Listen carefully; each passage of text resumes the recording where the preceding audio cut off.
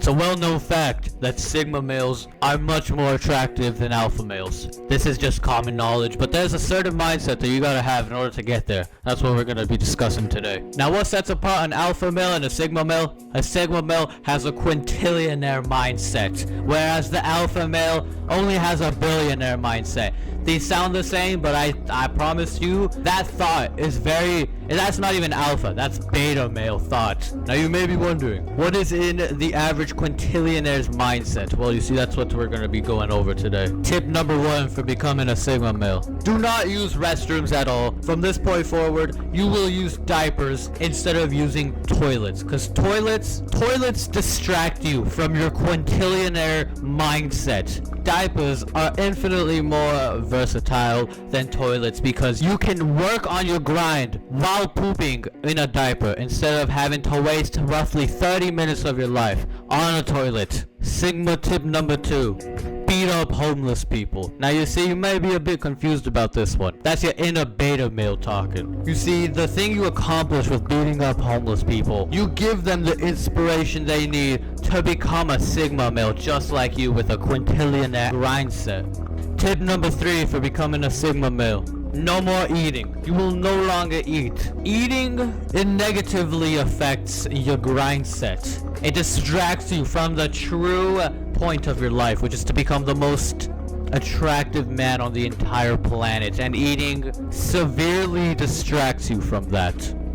Sigma male tip number 4: while you're working out, instead of drinking water, drink your own urine. Urine actually helps increase the strength of your gut, and in return, that makes your abs stand out by over 40% more. This next sigma male tip is super important. Sigma male tip number 5: shoot little girls. This will assist in the prevention of a future female takeover in which sigma males are entirely wiped out and only beta males are left for the women. The final sigma male tip for today: illegally buy an M16A1 and shoot any potential beta males you might see outside. Sigma males have no remorse. We could see a dying puppy on the side of the street and we would just walk by. The elimination of a beta male means less competition for you.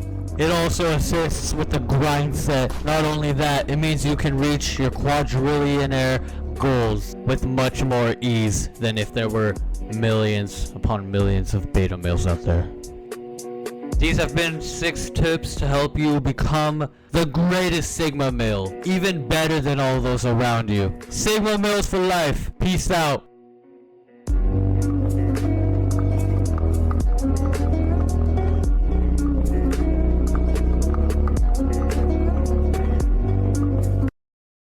Hey everybody, Agamatsu today. Look, I usually don't make these type of videos. It's been a minute since I've actually even really dug into deepwoken, like kind of broke down issues. This is more like a damn VR style video, but with a little less hate, you know what I'm saying?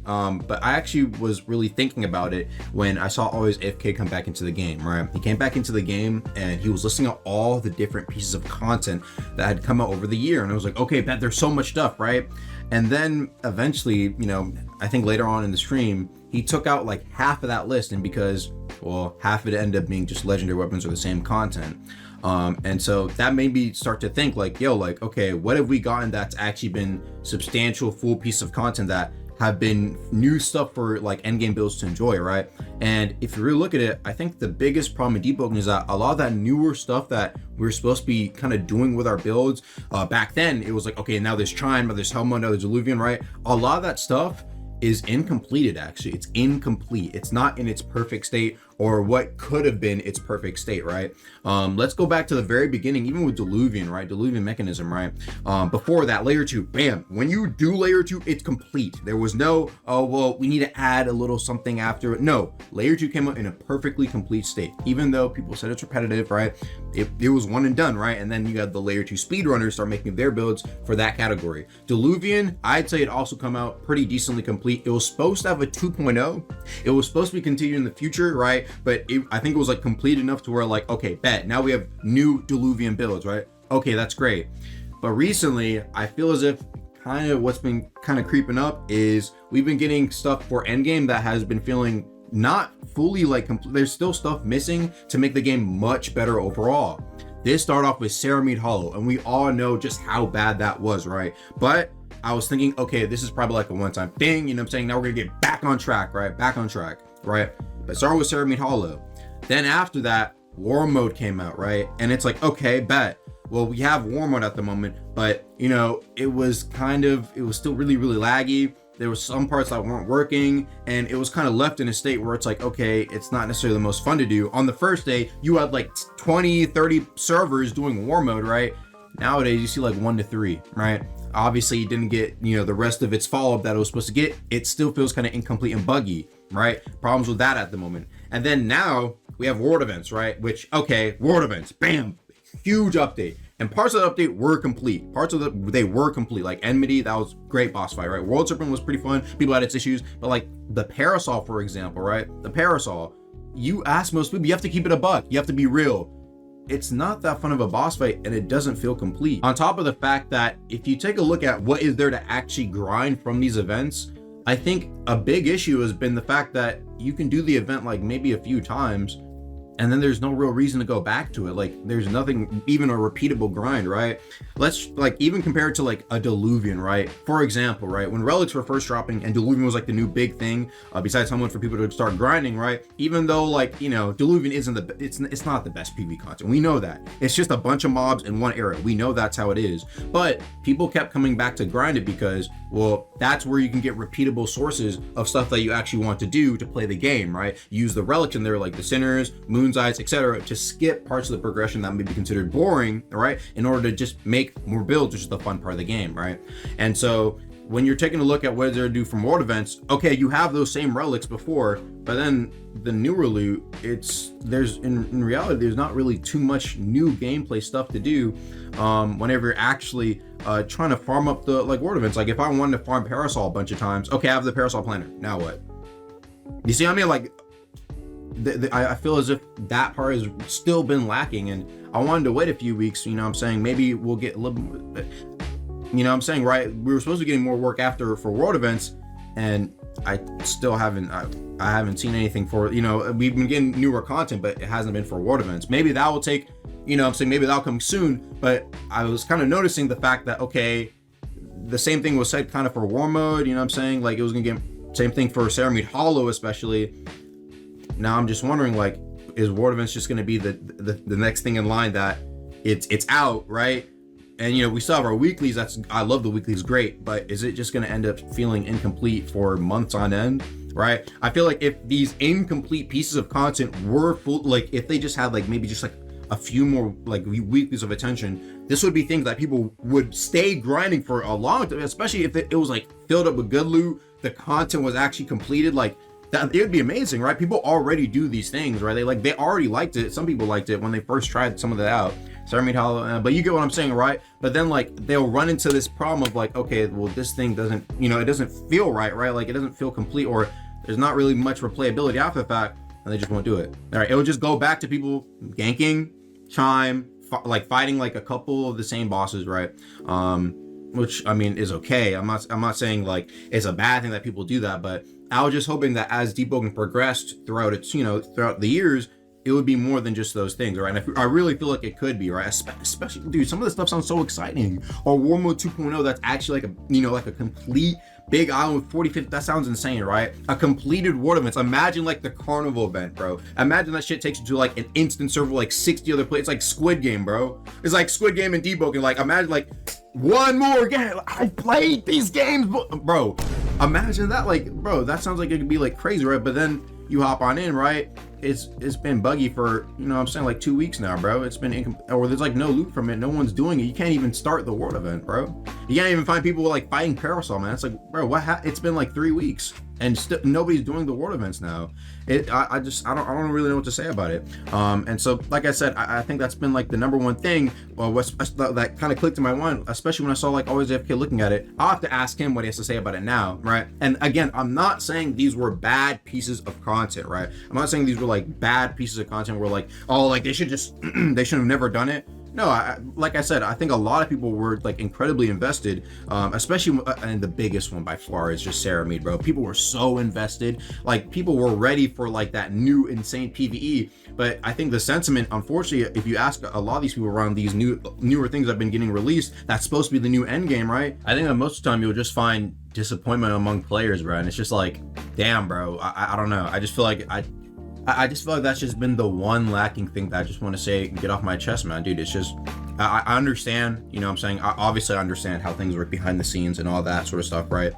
And obviously stuff like that will take time. I'm just really hoping and just praying that it just doesn't become a trend for world events, because this is the one piece of content that people have been waiting on for so long. And I do have a video more specific to world events coming out, edited by my boy Jumper, you know, just like a stream highlight going over stuff like that. But just in general, right, I just been noticing it's just been feeling like a trend, right? And I just feel like, bro, it could be way more appealing, right? And I don't know, that's been my major thing I want to talk about here, guys. And just want to throw this in there just in case. I'm not saying I hate at all the weeklies or stuff from the weeklies. Like, bro, like I said, I love the system of weeklies, bro. I love it. But I'm just saying the number one thing, bro, I think really should be is like, okay, saramaed Hall or something like that releases incomplete, bro.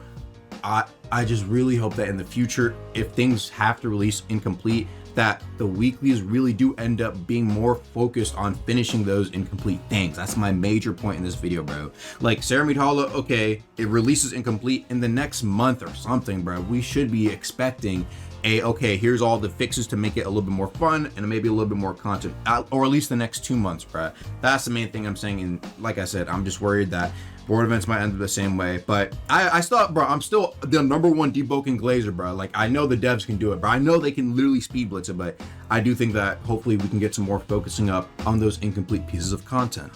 But I appreciate you guys for showing up so much and watching the videos, man. You know, like I said, it's been a while since I've done one of these sort of more like serious rant videos. Let me know what you guys think, man. Dude, seriously, let me know what you guys think, and thank you guys so much for watching.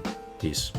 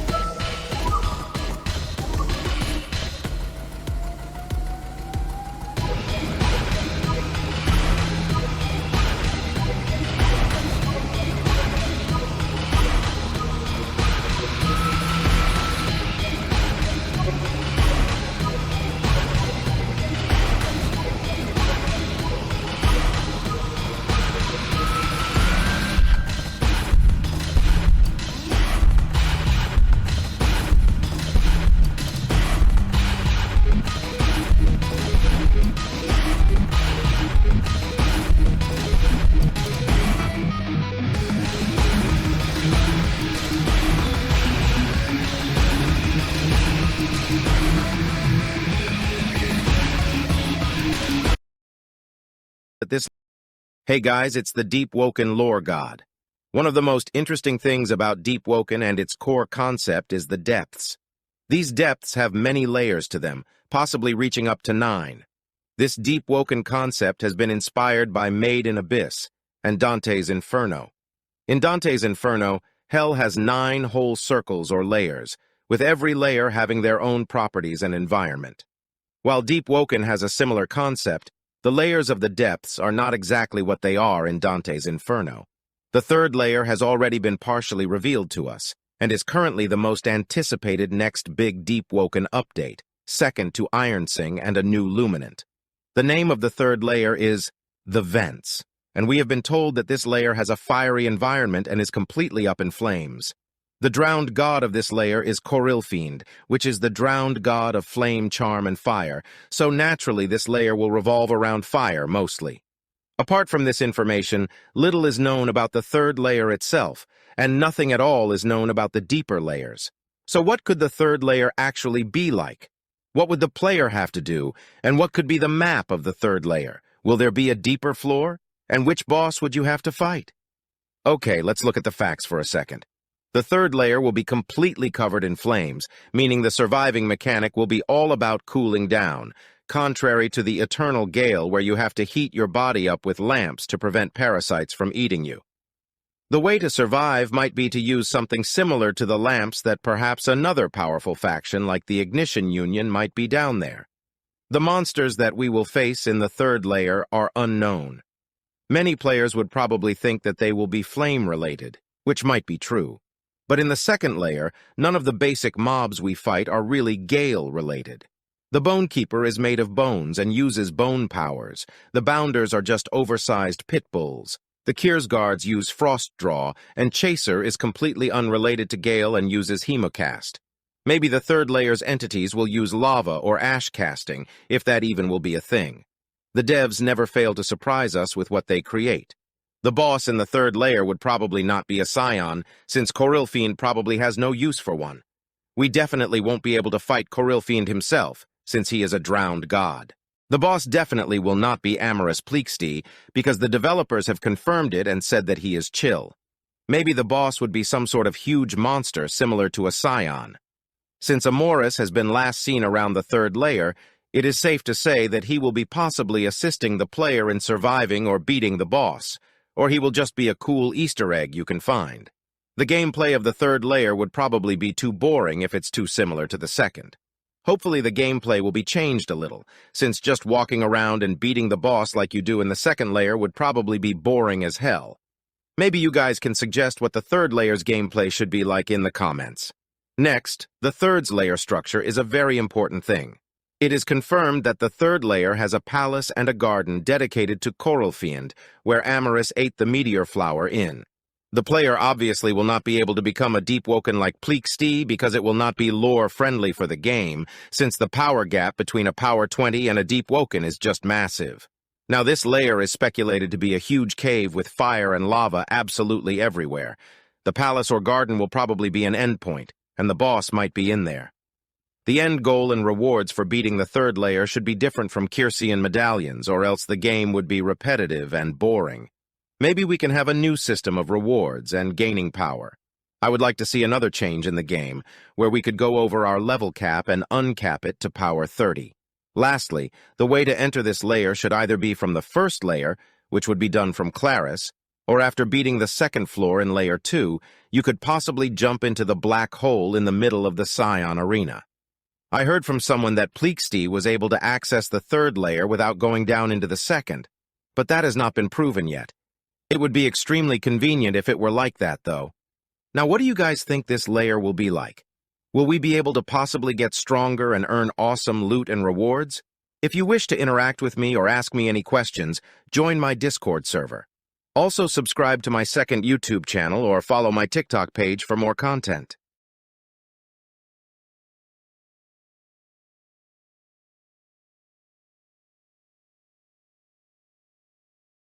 Factions are the leading forces of huge territories in Deepwoken, with each faction having a different territory and different goals. There are currently 11 known factions in Deepwoken.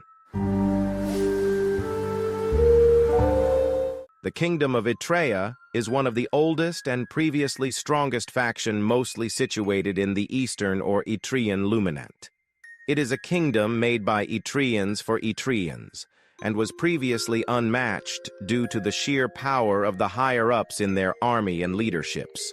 The 5 kings of Etria were known as some of the strongest human beings to walk this world.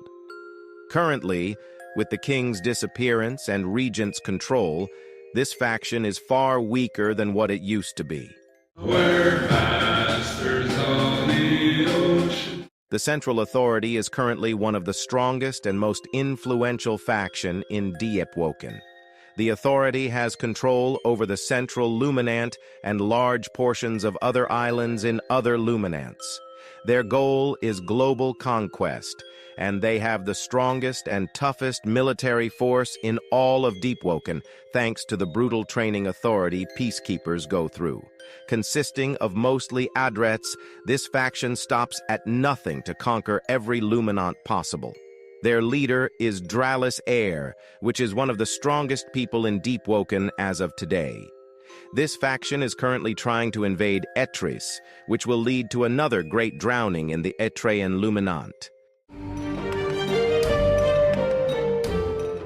The Hive is a faction consisting mostly of Vesperians, Ganymeds, and Chrysids, is a faction that aims to build a home above the rising tides and escape the great drownings to give a better life for the bug people living there. This faction is an old faction, with many scholars proficient in the ways of the song, having invented life weaving, which is what allows this faction to create massive tree houses and its powerful military assets, such as hive golems. This faction has great hives, such as the one we see in Aratel, all across the luminance, which their central hive being the biggest one. The hive is currently led by Hive Lord Ryback Deary, whose full name I can't be asked to pronounce. Hive Lord Ryback Deary, whose full name I can't be asked to pronounce. The 100 Legions is a guerrilla army force, consistent of 100 different legions, with each having their own purpose and power.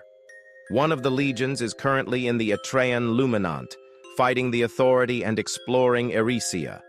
They consist of mostly gala-breathers. This faction got beef with the Authority because they broke their peace treaties that they signed. This faction's goals are currently unclear and unknown. The Summer Company and the Ignition Union are both technological-based factions that strive to make the world a better place, thanks to their technology that greatly upgrades quality of life. The Summer Company are like Americans, obsessed with guns and weaponry, while the Ignition Union focuses on mining and building machinery for depths, exploration, and mining. Examples of this can be the drill that quite literally just drills through the ground deep enough and travels into a drowned god's domain with little issue. The leader of the Summer Company is still Gunsmith Rosen, although old as shit and on the verge of withering from old age. The leader of the Ignition Union is unknown. The Children of Navai are a faction of nomadic tribes of grimoires who seek the celestial goddess Navai and follow her guidance. They mostly strive for peace, but the racist Etrian and Authority factions never give them any. These grimoires are proficient in frost draw and fight bare-handed, using their signature fighting style or with spears. The faction's goals and purpose is to seek Navae. The Divers are a faction funded by the Authority that focuses on exploring and studying the depths. This faction is mainly located in the central luminant and in the first layer of the depths. Recruits are trained in Markor Citadel and then sent to various expeditions. The number of divers is thinning out due to expedition teams constantly being underqualified and dying. With a 98% mortality rate, being a diver is one of the most dangerous jobs you can have in deepwoken. Only the elite divers who are promoted to black divers survive the cruel depths. The Ministry is one of the most mysterious and influential factions in deepwoken, being created not long after the tides and staying out of the eye of the public. This faction is seen more as a depths-worshipping cult. Faction members worship the drowned gods and focus on drowning the entire world. The leaders of the ministry have a hierarchy where they are ranked in power. Starting from the first prophet, which is the strongest leader and also the strongest entity amongst every other faction leader, going down from the second to the third and the fourth, which is Lord Regent. There are rumored to be 11 prophets, the last being the weakest. Their main base of operations is unknown, although we know of one outpost in Minitirsa, which is all the way in the Etraean Luminant. The goal of the ministry is to drown the world as an offering to the gods. The Knives of Ilis are a mercenary faction that isn't afraid to cross any boundaries or lines for a little bit of money. This faction is widely feared and hated for their ability to teleport to bounties at will. As a Void Walker or a knife, you are free to do as you please mostly, taking bounties from anyone. Ilis only sends you on missions herself if the mission is very important and she has to tag along as well. The more trusted knives that stayed in the faction for longer are able to take an oath with Ilis herself, which grants them time-slowing powers and other different unexplained abilities. Their base of operations is the Void Heart, which is an imaginary place somewhere in the void that every knife has access to. This is thanks to the Void Mother's deal with Ilis, which grants her the ability to create these mercenaries. There is no goal for this faction other than get bag. The Lost Seltor is hardly a faction, but it is what remains of Seltor, a once powerful and important kingdom, now lost to the depths after the horrific drowning. Currently, this faction is literally just the dead souls of the guards still standing around Seltor for no real purpose. I genuinely have no idea why the devs even bothered placing guards in the depths.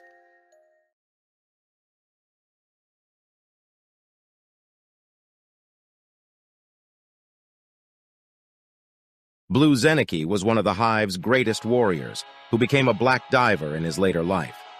In his early days, Blue has been trained by the powerful Blue Corbett, who was an Adretian man affiliated with the Authority.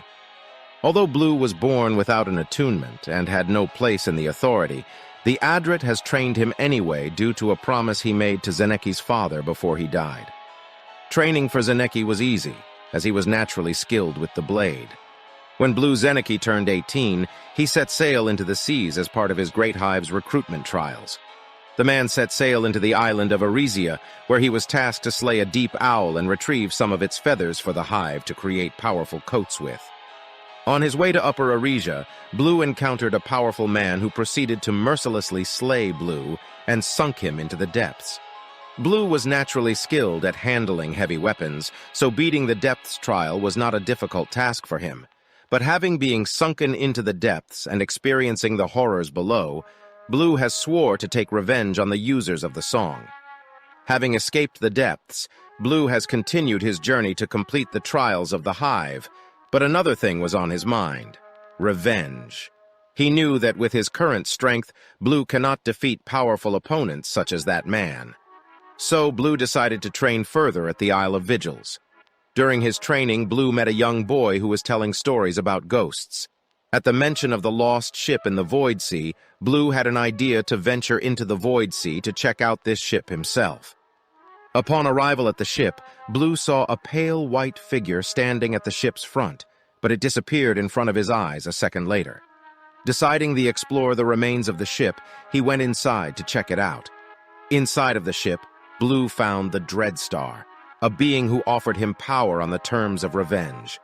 Blue has accepted the oath and felt power surge through his veins. He then went on a killing rampage, slaying trainers of the song who have wronged him. With this amplified power, Blue has easily completed the Hive trials and was instantly promoted into a high rank.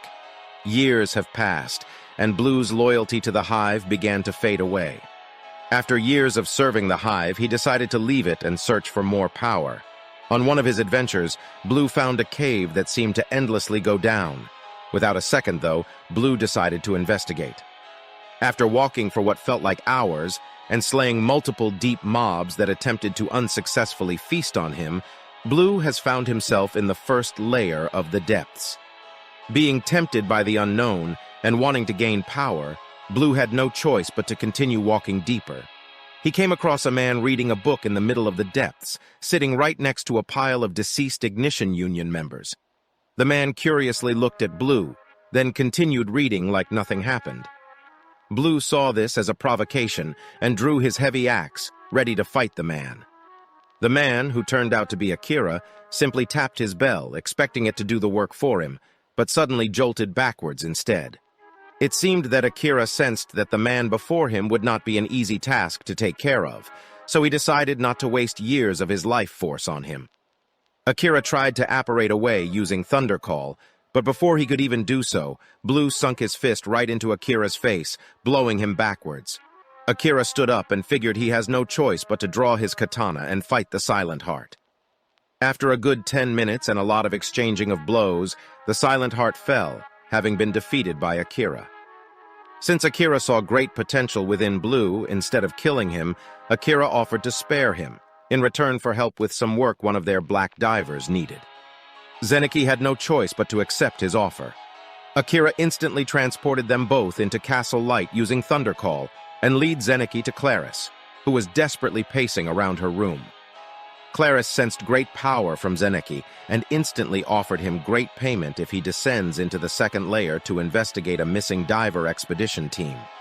Blue, being excited to gain more power in the second layer, instantly accepted this offer from Claris. The blacksmith of the castle was ordered to grant Zeneki the powerful armor of a black diver, which was meant to assist Blue with fighting back the horrors of the Eternal Gale. After being sent to the second layer, Blue began to run around the Eternal Gale, with absolutely no knowledge of what he will meet down here. During his journey into the cathedral, Blue managed to retrieve the journals of deceased divers, which he read in order to get a better grip of what is happening in here exactly. Upon reaching the cathedral's peak, Blue encountered an adrit black diver, who he figured was Chaser based on the journals he read. Chaser immediately sensed danger and immediately shot a blood tendril at Blue. Blue already knew Chaser would attack, so he dodged it with ease. Chaser felt fear for the first time in his life, knowing this man could completely destroy him. He started taking the blood of every jar around him, empowering him by a lot. He attempted to shoot more blood at Zeneki, but he effortlessly dodged it and slashed Chaser with his Evan Spear hand axe, nearly slashing him in two. Being mortally wounded after a single hit, Chaser began hitting himself into the ground as a last resort, shooting blood absolutely everywhere. Zeneki simply stood still and took it all, as it barely damaged him. Chaser had been defeated with ease, and Claris called a light hook forth, offering him to either go up or continue deeper. Zeneki didn't find satisfaction with simply beating Chaser, so he decided to go even deeper. Zeneki woke up deep in the second floor of the Eternal Gale, amazed by the sight of the beautiful city down below him. A Kiersguard called Nerotiv greeted him and explained to him what is going on down there. Knowing he would get great power by slaying the scion of Aetheron, Blue eagerly descended into the city, turning on the lamp shrines wherever he went. On his way to the scion, Blue met a black diver who introduced himself as Dr. Diver to the man. Having no interest in his insane ramblings, Zeneki continued on forward. After activating every single shrine, and after fighting off countless mind-controlled Kiersguards, he heard the rumbling sound of Aetheron himself, readying himself to summon his scion. Blue, feeling that the scion should be easy work, continued onward. Aetheron, however, also felt that with the ninefold bone ritual, his scion would be easily defeated by someone as powerful as Blue.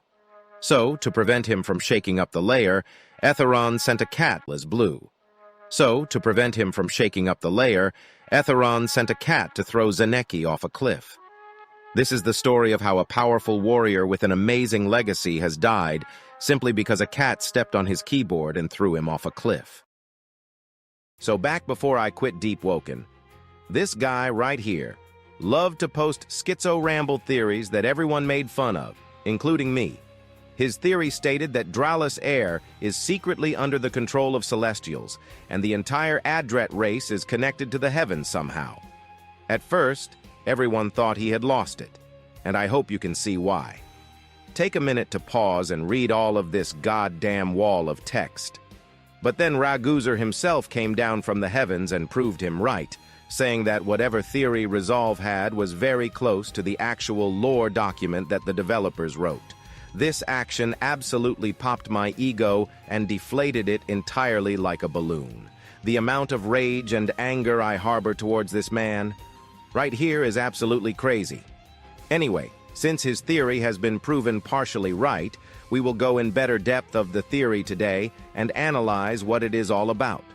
Full credit of this theory goes to Resolve.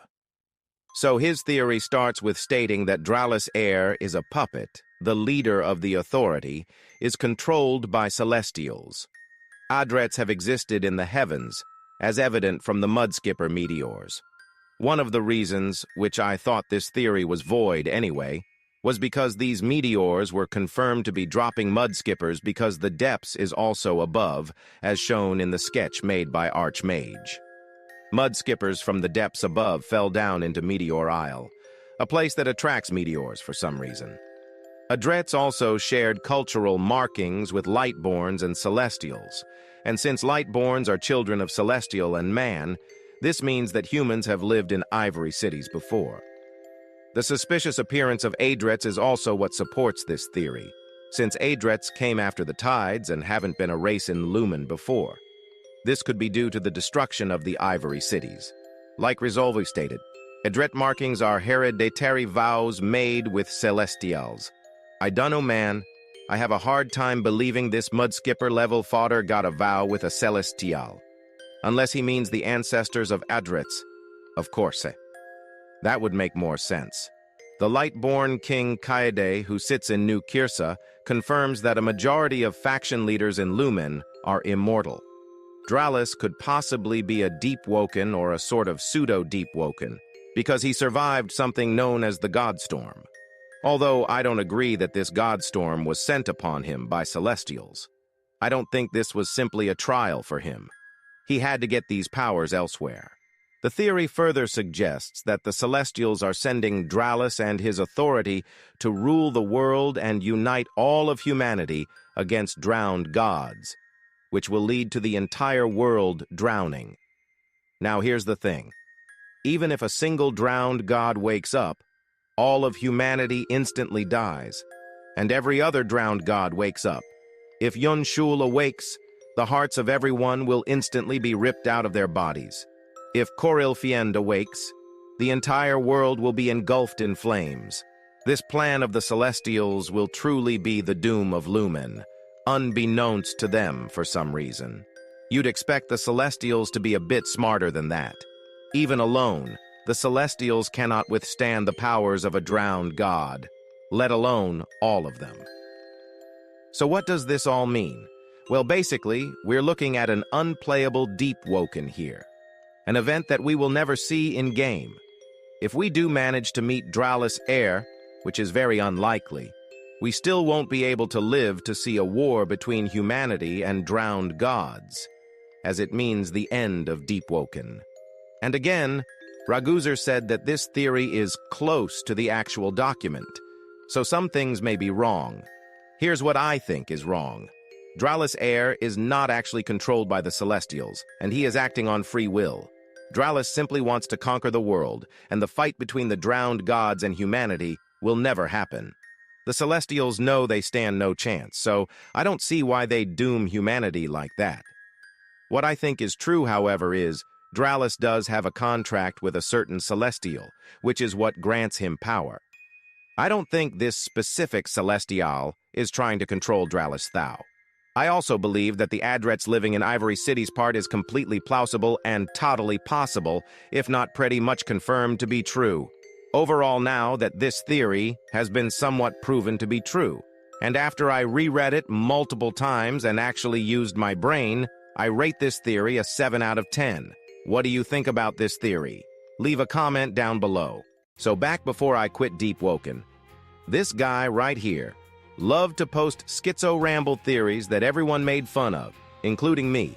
His theory stated that Dralis Air is secretly under the control of Celestials, and the entire Adret race is connected to the heavens somehow. At first, everyone thought he had lost it.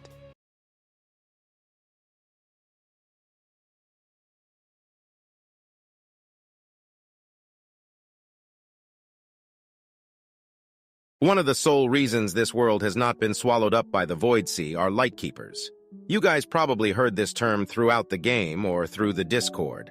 But what are the Lightkeepers and why do the players never see them in-game? After the Verse 2 update, we got more lore on Lightkeepers thanks to Claris and her new lore and dialogues. Let me clarify though, Claris is not a Lightkeeper. If Claris was a Lightkeeper, she wouldn't be part of the divers and she would have her ass stationed inside of a random lighthouse for the rest of her life. Claris is a Dawnwalker, which is different from Lightkeepers, and I will explain how in a bit. So let's start off with the basics of Lightkeeping. A Lightkeeper is able to prefect lights like a flashlight into the void and repel it. This ability allows a Lightkeeper to clear the way for boats in the Void Sea so they can travel safely without being lost and sunk. This ability is described to be paint for the Void Sea, which is the canvas. Contrary to popular belief, this is not actually an attunement, and not exactly an oath. While there is an oath a Lightkeeper takes, this is not what grants the Lightkeeper power. This ability is assumed to be a regalia. I said it's an attunement in my video, and my word is law. Are you proud? Are you having fun interrupting me? It's not an attunement, you idiot. Yes, it is. I said it's a fucking attunement, so it's a fucking attunement. Can you shut up for 1 minute?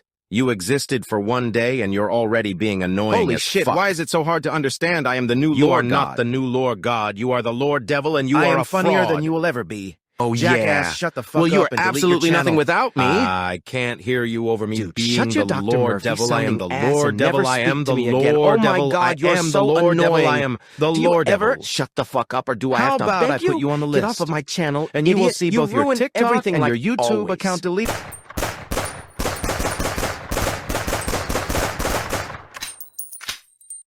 Anyway, apologies for the rude interruption. As I was saying, Lightkeeping is said to be part of something the developers call the gift, which is theorized to simply be a regalia. This means that one cannot learn Lightkeeping, and one has to be born with it. An example of a regalia would be Mute, or better known as Animal King. Now, how is it different from Dawnwalking? Well, first of all, the biggest difference is its purpose.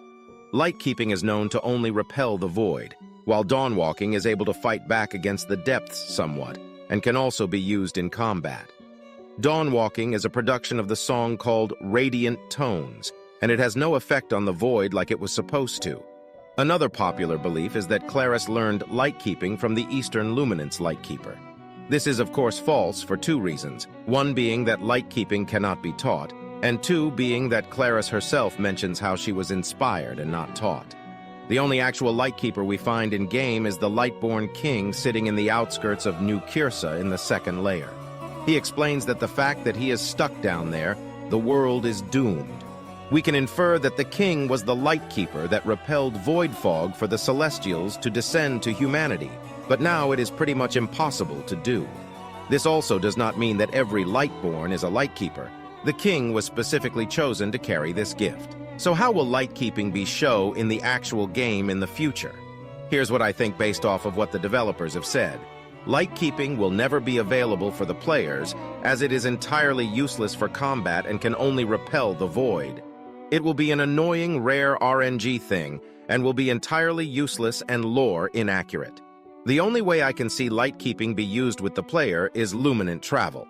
Perhaps in the future we can access a quest that will allow us to sail to the Central Luminant with the help of the Eastern Lighthouse's Lightkeeper. What do you guys think? Leave your suggestions in the comments below and join my Discord server if you want to interact with an active community and me a little more.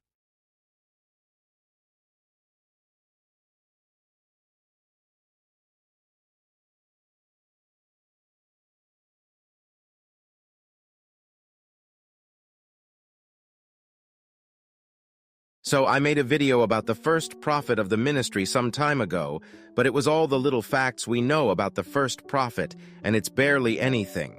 The video is even less than a minute long, and we still don't know much about him other than his strength ranking, the fact he's a deepwoken, and that he founded the ministry. So what's up with the first prophet, and why don't I have more lore on him? Well, to put it simple, Archmage has stated that he would rather add information like this in the game, where the players can find out through quests, books, dialogues, and boss fights. So all we have is a few facts and a lot of questions. The most known fact about the first prophet is that he is a deepwoken. but it is unknown to which god. It is definitely a god deeper than in the third layer, since the prophet is not a flame charmer. Being the founder of the ministry, my theory is that this prophet consumed the essence of a shadow-casting drowned god, since shadowcast is a depths-related magic. This possibly means that the prophet uses purple shadowcast. The layer of this god's residence is unknown to us.